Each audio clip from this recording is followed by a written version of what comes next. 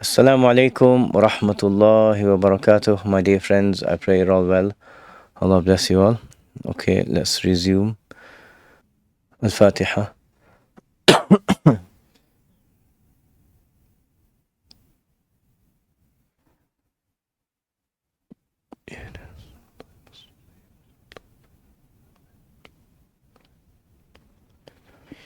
Bismillahir Rahmanir Rahim. Alhamdulillahi Rabbil Alameen. وصلى الله وسلم وبارك على سيدنا ومولانا محمد وعلى آله وصحبه أجمعين. اللهم لا علم لنا إلا ما علمتنا إنك أنت العليم الحكيم. اللهم علمنا ما ينفعنا وانفعنا بما علمتنا وامنحنا يا ربنا علما وعملا وقربا يا أرحم الراحمين. So, Alhamdulillah Rabbil Alameen, we were looking at the difficulties and the struggles that the Prophets alayhimu salatu wassalam have in calling people to Allah. Now, what's interesting, if it fits in with the theme of the surah, they do their best. Allah wants people who hear the message and do their best in following it. And that's what the Prophets did against, odds that most people would buckle, under. But the Prophets alayhimu salatu wasalam gave it their best, gave it their all. So what we have is the case of Sayyidina Salih now alayhi salatu wasalam, when he was dealing with his people Thamud. And we looked at Thamud, we looked at the miracle they requested, and it was granted to them, but they did not respond appropriately with faith. What they did instead was to ridicule their prophet. Now, in order to understand the context of this, you have to understand the messenger is a representative of the one who sends him. That's why historically it was, a norm that the messenger was not harmed. If a king or a empire, if they sent a messenger to another people, no one harmed that messenger, or they shouldn't have. Right? No one should harm the messenger. And this promotes, communication, these sorts of things. So this time you have a messenger who's been sent by Allah, the Supreme King. And they probably looked at they probably looked at the matter in the way they saw their idols. So it's just this idol, we'll ask it, and oops, it fell over, it doesn't matter. So someone gets angry, they throw it on the floor. It's not like that. You're dealing with God, this supreme, perfect entity, this perfect being who created everything from nothing. This perfect being, all the world and all the systems, you see everything down from, the way the mitochondria in your cells, produce energy, right up until, the way black holes suck in everything around them. It's all the creation of God. This Supreme King, He is the one who sent these messengers. So they should have dealt with Sayyidina Salih with more adab, right, with better manners, but rather, instead they did the opposite. So what we see is they persisted in their disbelief. So Sayyidina Salih decided to remind them of God's favors.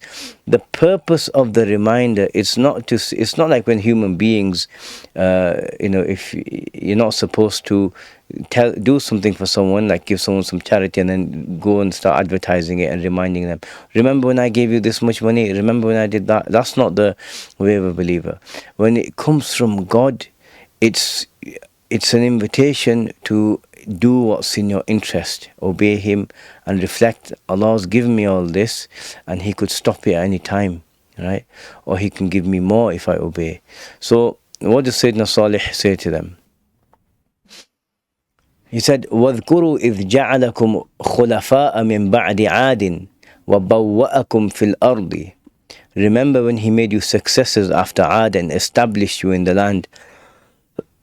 تتخذون من سهولها قصورا وتنحتون الجبال بيوتا. And you built palaces on its plains and carved homes into mountains. فاذكروا آلاء الله ولا تعثوا في الأرض مفسدين. Wow. Okay, so he says وَاذْكُرُوا إِذْ جَعَلَكُمْ خُلَفَاءَ مِنْ بَعْدِ عَادٍ. So Sayyidina Salih said, remember, reflect when He, Allah, the Supreme King, He made you the replacements in the land. A Khalifa is someone who replaces another, takes his place, but also here, you're the representatives of God now. Allah put humanity on earth, and the people that have the power, they have more power than others, are those who are more advanced in civilization, in culture. It's as though they have to bear the mantle of being the representatives of God. Now they can either choose to do this through belief and good deeds, or they can turn away from it. So here he's saying, look, He gave you superiority in the land. You're well established in the land. Ad, with these people, they had, dominance, and then when they were destroyed. So in it is a reminder of Ad as well. Look what happened to them. Don't be like them. Make the most of the opportunity and the guidance that's come to you. Don't be like them. So وَاذْكُرُوا إِذْ جَعَلَكُمْ, when He made you firmly, like this position's not going, if you think about what a huge gift you have. خُلَفَاءَ مِنْ بَعْدِ عَادٍ, just after Ad. Now, just after, this is also relative. It could be a week, a month, a decade, or it could be, longer than that, but it depends on the context. And if you're looking at the context of humanity and how long people have been around on the planet, it's not long. So we don't know exactly how long, but they were the people who had the strongest civilization in Arabia after Ad was destroyed. وَبَوَّأَكُمْ فِي الْأَرْضِ, and he has translated it as, and established you in the land. But the word بَوَّأَ, it's also used in Surah Yusuf. You can also understand it as, you're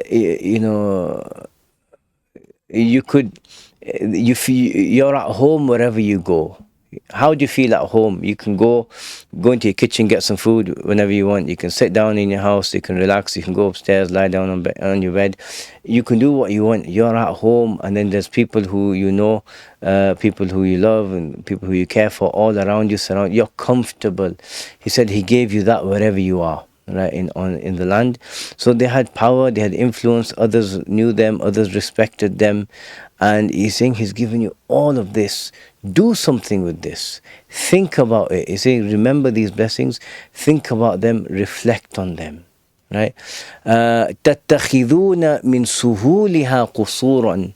So تَتَّخِذُونَ from اتَّخَذَ يَتَّخِذُ تَتَّخِذُ, it's to with effort and with great effort. He's saying you make from on the flat plains, the Sahel land, the land that's easy to walk on that land you make palaces, you make these huge homes that you live in, with stones and wood and the usual building materials, bricks and everything. And you make these lavish homes, palaces, qusuran, you could say, relatively speaking, on these plains you have a blessing, you can do that. And whereas others don't have this opportunity, maybe the environment they live in isn't conducive to this, right? But you do this. وَتَنْحِتُونَ الْجِبَالَ بُيُوتًا, and the mountains, you carve them into rooms, into homes, right? So they say, some of the ulama say that they would stay in the mountains in winter, where it's easier to escape the elements, the fires don't get put out by the winds and these sorts of things. And then the other places for summer where it's cooler. But you did this, تَنْحِتُونَ الْجِبَالَ بُيُوتًا, you carved the mountains into homes. So he's saying, فَذْكُرُوا, so reflect on the ala Allahi. So he's giving them specific examples, broad, wide examples that apply to all of them as a tribe, that you've been given dominance in the earth, you're comfortable wherever you are, you're known, you're recognized, you have your authority, and then you can build homes like this, and you've got so much at your disposal. Reflect on the gifts of God. Reflect on the one who gave you those. Not just to reflect, but reflect so that some gratitude can well up in your heart, and then you can decide to do something with it, to do something with these blessings to please God. Reflect and do that. وَلَا تَعْثَوْا فِي الْأَرْضِ مُفْسِدِينَ, and don't cause corruption in the land deliberately. So وَلَا تَعْثَوْا, if you look at this word, وَلَا تَعْثَوْا is from ayatha, but then the order has been swapped to athaya, as Imam Biqai highlights. So the meaning, you can still have the same derived meaning, but the word changes, and usually there are just subtle differences. So this aith is the worst form of corruption and sedition that can be, done by a person. So he's saying, don't go in the land causing any sort, the worst form of corruption. Like, let alone the least. Don't even do the least, and don't even dream of doing the worst. But then he says mufsideen, another word for corruption, which the ulama say is that mufsideen refers to a deliberate act, an act where someone deliberately causes harm and corruption. Fasad is the opposite of salah. It's interesting. Salih, right? The one who wants everything that's to go well and be well, and they use this term for milk and for food. So milk that's still fresh, salih, and milk that's gone off, fasid. So these people, the way they are, their natural disposition is aith, right? Causing corruption, the way they were with people, and idolatry and all of these things that they were doing. And and Sayyidina Salih, the deliberate, the default state he had was salah, doing things well, rectifying things. And so they said that mufsideen is mentioned as, and don't let that be your state where you're going around deliberately causing harm, because someone can cause harm inadvertently, right? So he's saying, don't do it accidentally, don't do it through willful neglect or anything like this, and don't do it deliberately at all. Let not your actions lead to this. So after this, how did they respond?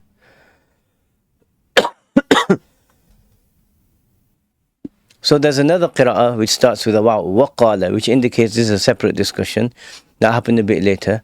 Or you can understand this as this being the response of without the wa, this being the response of his people to others in his tribe. قال الملأ الذين استكبروا من قومه للذين استضعفوا لمن آمن منهم أتعلمون أن صالحا مرسل من ربه. The arrogant chiefs of his people asked the lowly who believed among them, are you certain that Salih has been sent by his Lord? That's one interpretation. They replied, we certainly believe in what he has been sent with. So we're going to differ with this translation slightly. Okay, so he says, قالوا إنا بما أرسل به مؤمنون. They believe. Okay, so here what we have is the situation where he says قال الملأ الذين استكبروا من قومه. The elite, right, the arrogant leaders, the leaders who fill people's eyes with awe and wonder when they set their eyes on them. These people said to these people who are arrogant, who istikbar, who seek to be bigger than they actually are, seek to be greater, seek to be, people of a higher caliber and class than they actually are. Those people said to لِلَّذِينَ اسْتُضْعِفُوا لِمَنْ آمَنَ مِنْهُمْ. Right?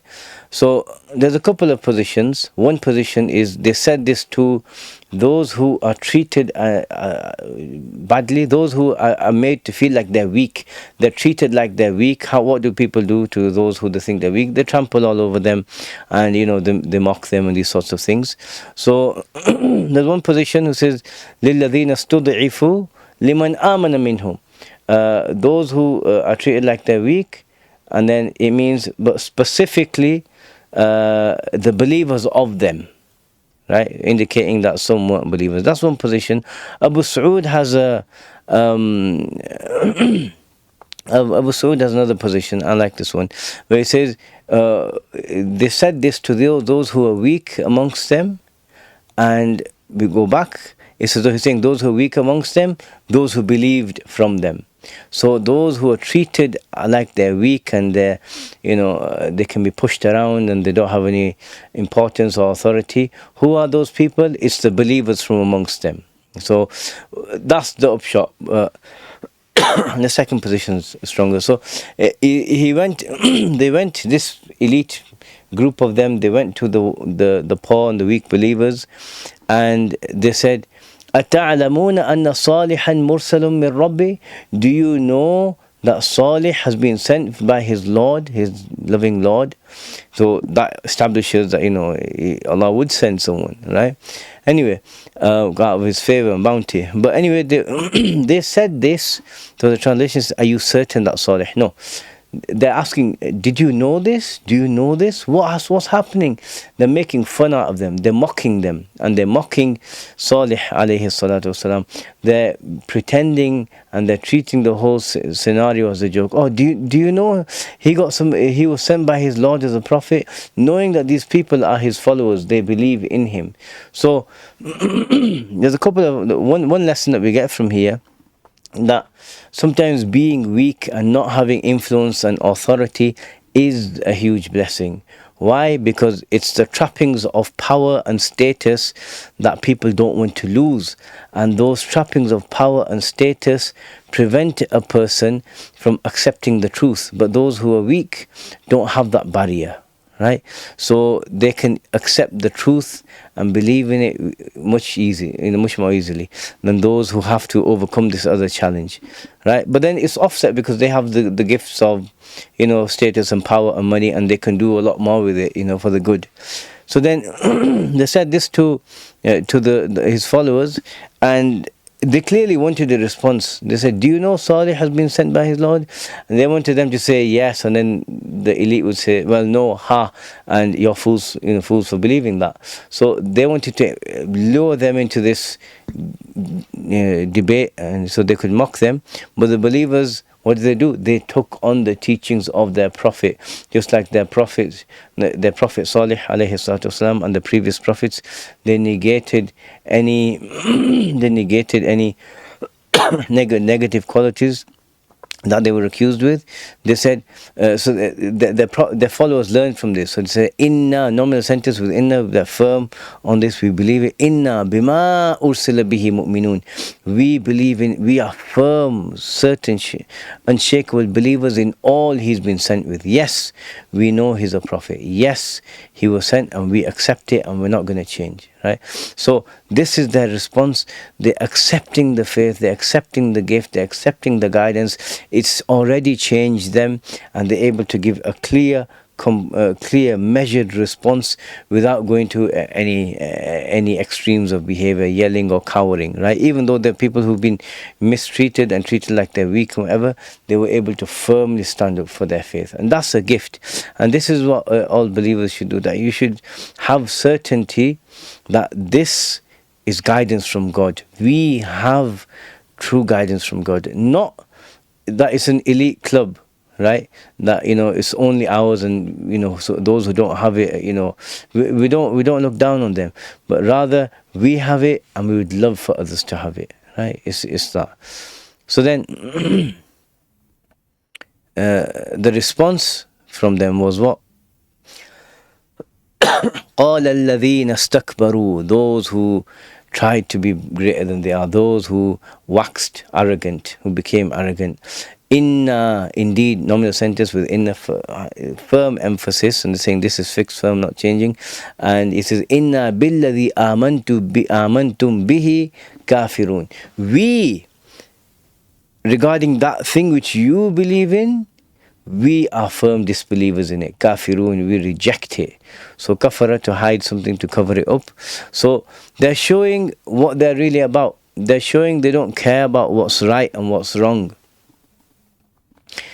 You will see that in the world. You will see that in people, that there are a certain type of people. They don't care about what's fair, what's good, what's right, or what's wrong. They just want their motives to be fulfilled. Whatever their desires are, whatever they give superiority to, that's what matters. They don't care about morality. They don't care about justice. They don't care about equity. All they care about is getting their way. And this is one of the biggest barriers because it veils a person. Arrogance veils a person. You can show something that's cold, hard facts to someone, but their arrogance, someone who's arrogant, but their arrogance will prevent them from seeing the reality of this matter. It's like that. So we ask Allah subhanahu wa ta'ala to protect us from being anything like this. It's not a state we want to be in. It's a horrible state to be in. A state where someone is blocked from benefiting from the truth, from the powerful reminders that the Quran gives, that the prophets gave. So we ask Allah subhanahu wa ta'ala to protect our hearts from this arrogance and from thinking that we're superior than others and these sorts of things, because that's a huge barrier to all things that are beneficial. Ameen ya Rabbil Alameen. So we'll stop here and we'll continue from this point inshaAllah ta'ala. Wa sallallahu ala Sayyidina Muhammadin wa ala alihi wa sahbihi wa sallam. Walhamdulillahi Rabbil Alameen.